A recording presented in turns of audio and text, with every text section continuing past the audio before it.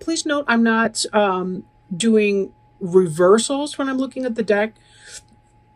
Uh, for this deck, I often don't. It just kind of depends. Um, I'm not really feeling it today. This card here on the bottom of the deck is Hearthfire, which is represented by the Eight of Wands. Eight of Wands is a lot of communication coming in. It's a lot of passion. This is associated with the heart chakra. So this has to do with issues that might be pertaining to the hearth or heart chakra, right? It has to do with love, self-love, love for others. But again, the communication of that as well. The hearth fire symbolically is everything that the family revolves around. So this is issues of family, most likely. That can be your chosen partner. That can be your kids. That can be your ancestors. In fact, we start off with this first here, which is the ancestor. The ancestor is the one who leads you back into the wisdom of the traditions, the ancients, those predecessors, those who came before you. The ancestor is wise. The ancestor has antlers, which is symbolic of antenna or higher communication, and communication with the spirit world. This is about going back to your roots to understand who you are, where you come from, where you're going, what is your destiny. We see as a neighbor here in the layout, we see the Queen of Stones. The Queen of Stones is typically earth sign, like Taurus, Virgo, or Capricorn. This is the bear. This is about rhythms. This is about going into the cave on a symbolic level. That is to say, when a bear goes into the cave for hibernation in the winter or in the late fall, filled with, they've been eating fat like you wouldn't believe. They go into the cave, they hibernate. It's during the winter that they give birth to their cubs, they nurse their cubs. And then when they emerge from the den in the spring, that's when they go out into the world and teach the cub what how to survive. The cub typically stays with the mom for about 2 years, learning how to fish for salmon, learning how to overturn trees for the grub beneath. So for some of you, this may be about feeling that strong connection to your parents, or your grandparents, or the wisdom of those who taught you. Maybe connecting with your own children, teaching them things, teaching them how to read or to write, or how to hunt or to fish or to cook. This is really strong wisdom and powerful energy. And if you're not close with your parents, if they're deceased, this can also be about that longing for that, and also finding fulfillment in other ways. Is there some other symbolic way that you can connect with your parents or your grandparents if they're no longer living? How might you be able to bring forward some of that energy? If you need your own learning, this can be about going into books and learning about the wisdom, learning from the wisdom of those that have come before you in that sense. Journals and diaries. Even things like Ancestry.com that can connect you with some of your roots. Now, this other card here is also a card of family. Page of Stones is about laying the foundation for earth issues, manifestation on a earth plane. The page is maybe a younger person, also could be a Taurus, Virgo, Capricorn. But this is about nesting and protection of the home. The wren is a small bird compared to a lot of the other birds, but it can be very, very fierce when defending the nest from invaders and so on. So this has to do with that, again, that protection of family, love of family, bringing forward that energy, natural cycles and rhythms, things that you would do at an age-appropriate time. There's things you do with your 8-year-old that you may not do with your 2-year-old, but you can lay the groundwork with the 2-year-old. Example, camp craft or counting, or sports and games like that. Anything that you do to pass on your wisdom to the next generation or to receive wisdom from the generation that came before you, and being very protective of that. So for a lot of you, again, just like we saw with the hearth fire, this is about love of family, caring for your family, lots of passion. We do see Thanksgiving coming up, so this has a lot to do with it as well. You'll notice with our bear over here, there's these bones of whatever it's been eating. some kind of a carcass. And then the rest that comes before that. I mean, I can't help but think of Thanksgiving, how people pig out on Thanksgiving and then they pass out. You pig out, you pass out. You know, maybe you watch a football game if you can get an eye open. So a lot of us are going to be coming together with our families for traditional celebrations and feast. Happy times. These are very happy times for most of you.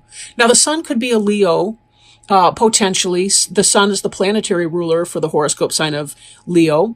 But this is really just the happiest card in the deck. And this has a lot to do with that, right? Now, for some of you too, it can involve some kind of a clearance. And the sun can be about the illumination that comes when you clear away the things that are toxic. Example, toxic thinking. Maybe for some of you, you've been thinking in some kind of a way and you have a dawning awareness, a realization, perhaps in connecting with a family member. You're able to understand some situation or some person in your family better. You're able to clear the air with someone, drawing on ancient wisdom or the wisdom from your parents or your forebears. And that can lead to great happiness and joy, clearing out the shadows so that you can feel happy and connected again. At the center of the reading, we have the Justice card, right? Our Justice card is associated with Libra and with the sign of Venus. Justice is, we recently had a Venus retrograde, which had a lot to do with going within and getting right with our yin energy. And, you know, men and women, masculine and feminine, they all have a yin side and a yang side as well. It's just to what degree, how we balance that, and we find balance with our partners in that energy as well. But justice has to do with coming to right conclusions in right mind.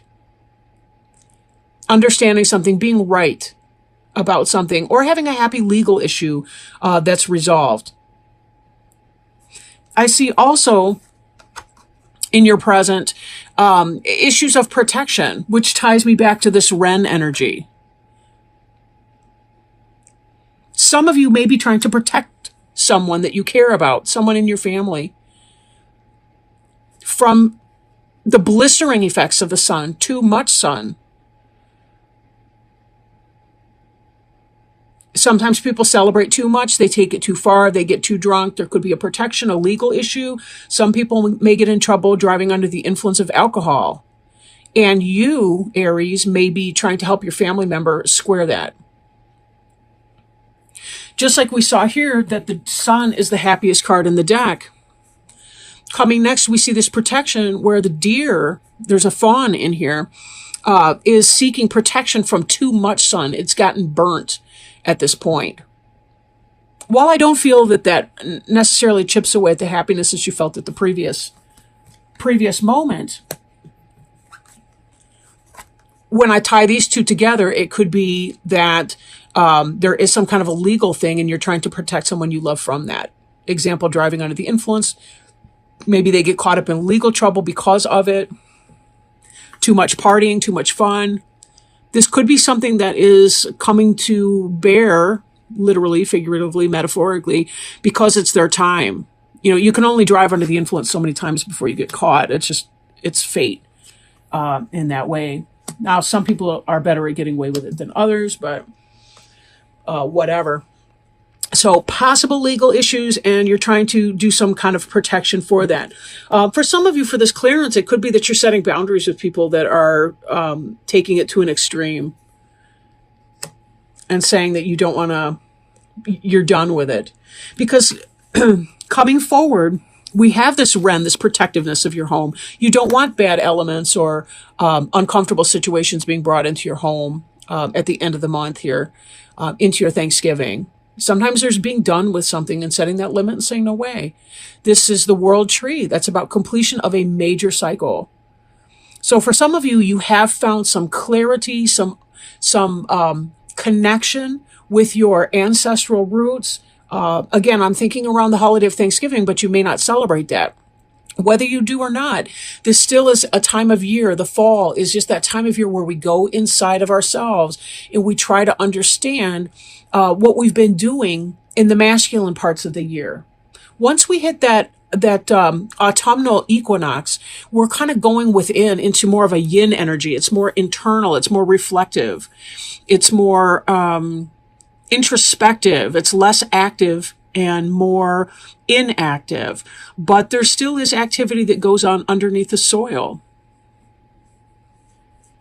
But until we get to that kind of spring equinox where we see that the sun has won out over the moon cycle, and that's just earth science. You think about it, right? The days are the shortest now from the autumnal equinox until the spring equinox. That's how we see it. We have less light and more night, and that's going to flip come spring. But until then, we're kind of in that feminine, dark of the moon type energy. This is all just about playing out cycles. The world tree is completion of a cycle, but so is our Queen of Stones, the bear. There is, however, a happy thread in here. The Three of Cups is about joy and celebration. 3 of the 4 elements are represented here. Although I could say if you've ever seen a sandhill crane dancing, they are absolutely beautiful. I had the privilege of seeing some in February when I was hiking around a lake with my dog. Absolutely beautiful. But, you know, they seek their food out of the water. They fly in the sky. That's air element. They nest on the ground or on trees that are rooted deeply in the ground. So that's earth element. So they bring all of these different elements together into their lives, and they manage to sustain their lives through doing multiple things, multiple ways. It's really a great symbol of balance. They got these big bird bodies on these skinny little stork legs, you know. They're really majestic animals. And 3 of Cups, you know, 3 itself is a sacred number. Maid, mother, crone. Father, Son, Holy Ghost. It's a sacred number. It's about 2 people who come together and they give birth to a third.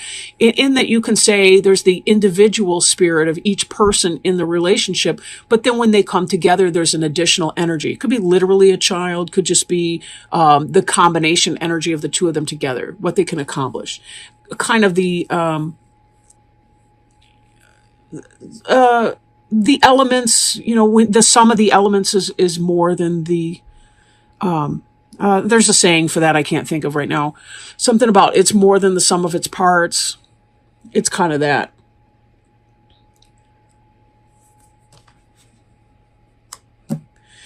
But really, it does feel like, you know, if I were just going to summarize this really quickly, it looks like you guys are getting in touch with your roots. You're connecting with your family and what makes you feel wonderful about that. You're celebrating the seasons and the cycles that we're experiencing right now. You're finding a lot of joy. You're clearing away unhealthy patterns, and you're spiraling to a higher level of evolution in yourself and your understanding for good times, for spiritual satisfaction. It's like you're setting your boundaries emotionally, physically, psychic boundaries against, influences that might drain you, or bring some kind of challenge in that way. And you're really tapping into, I'm happy to be moving on to this new cycle. This is about bringing in new change, and what that change will look like will depend on each of you, as individuals. Now, I did want to pull, a card for you from the Animal Wise Tarot. Wow. Very powerful. So we have the card of death, which is the snake, shedding the old and resurrection. Very powerful card. It's the number 13 in the, excuse me. The death card is number 13 in the major arcana, indicating spiritual change, spiritual growth. Snake almost never, or death card, I guess, almost never indicates an actual death of a person, but rather about being reborn, so a rebirth symbol, metaphor. Ouroboros, if you think of the snake swallowing its tail, or you think about the snakes on the caduceus. I could be saying that wrong. I've never heard it said. I've only seen it in print. of the snakes that are wrapping themselves up around the staff in healing symbology that you see at hospitals or in pharmacies and so on. Shedding the old and resurrection. And just off the cuff, before I read that, this has a lot to do with the same, with the Seven of Wands clearing, but with the bear. The bear is very much about cycles, birth, death, renewal. Okay. The snake is one of the most archetypal symbols, a universal sign of healing, life, death, and rebirth. It is the epitome of transformation, and though often seen as a symbol of death, we forget that death is part of a larger cycle that includes rebirth. Death in the tarot, especially when depicted as the snake, does not in any way, shape, or form imply a physical death. However, it does indicate a transition, a shedding of the old so that the new can be born, reflecting a kind of resurrection at play within our lives. Snakes are amazing reptiles. From the moment they are born till the moment they die, they never stop growing. This is why they shed their skin. They have outgrown it. The snake's shedding of its skin reminds us that periodically we must shed what no longer fits or suits us. This cycle of death and rebirth, reflected in the shedding of the skin, is often symbolized by the Ouroboros, the ancient image of a snake swallowing its own tail, the symbol of the eternal cycle. Before snakes shed their skin, the eyes cloud over, giving the snake a trance-like appearance. To ancient shamans, this indicated the ability of the snake to move between the realms of the living and the dead. When snake appears in our lives, it often reflects opening to new realms and awakening spirit contact. Like the snake, these new realms and new spirit contacts often first raise their heads up during dreams. Although snakes have two eyes, they do not see very well, relying on their sensitivity to vibrations and to smell. Do not trust what you see, trust what you feel. You will feel the changes arriving before actually recognizing them. Snakes are also symbols of change and healing. They have speed and agility, so when snake comes into our life, the changes and transitions occur quickly and soon are recognized. Release any fears and do not resist the changes because they bring with them new expressions of creativity, wisdom, and strength. When snake appears, we will find opportunities for shedding the old and resurrecting some part of our life. Some questions to ask. Are we needing to make changes but aren't for some reason? Are we trying to force change too quickly? Are we hanging on to and not releasing what is no longer beneficial for us? Are we ignoring opportunities to heal our life? Yes. Are we hanging on to and not releasing what is no longer beneficial for us? Right? Clearance. Trying to force change too quickly. Again, this speaks to these cycles that we have up here that we're seeing. Cycles of change. They come whether we want them or not. It's about recognizing when our opportunity is upon us, when our door opens, not forcing the issue and not resisting it either, but merely sidestepping into our opportunity once it presents itself. Having a healthy relationship between what we can control and what we can't control.